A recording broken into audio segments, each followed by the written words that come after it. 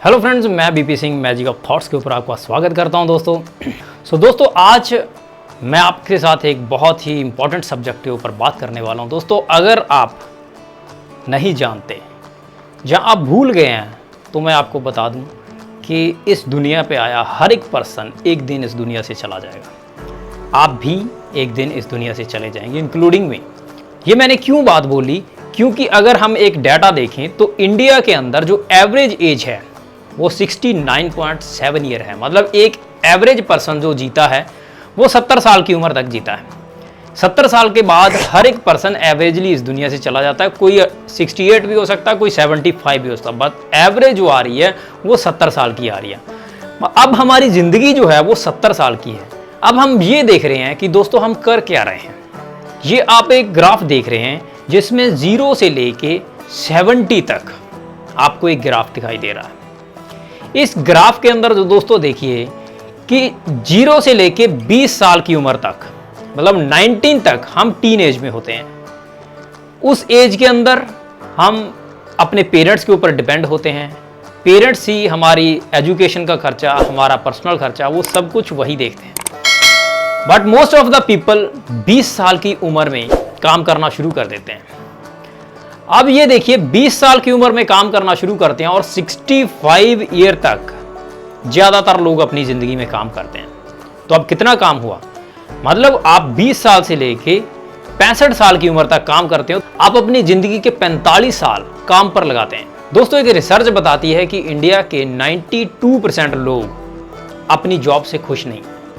अगर यही हम चाइना और जापान में देखें तो वहाँ 94% लोग अपनी जॉब से खुश नहीं हैं।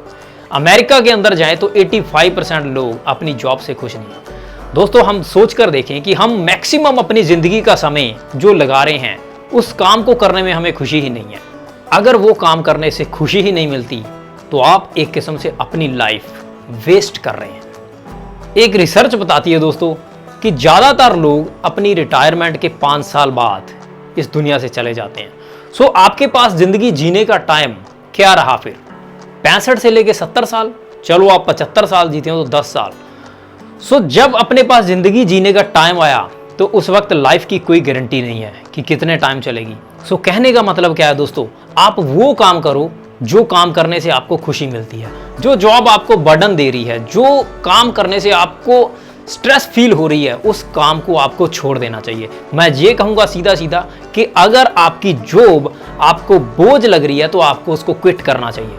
आप बहुत सारे लोग ये बात बोल सकते हैं कि ये बात प्रैक्टिकल नहीं है क्योंकि मेरे बच्चे हैं, मेरे कुछ खर्चे हैं, मेरा खुद का एक फाइनेंशियल सिस्टम है जो मेरी जॉब के हिसाब से चलता।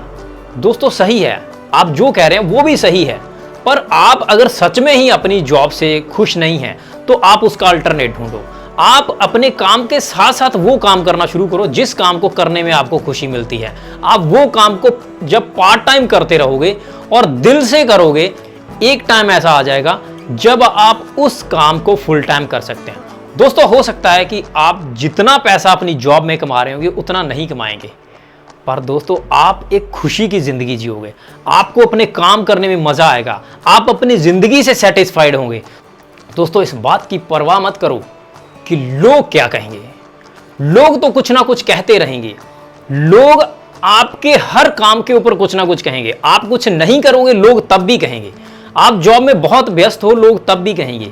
आप जॉब नहीं करोगे, लोग तब भी कहेंगे।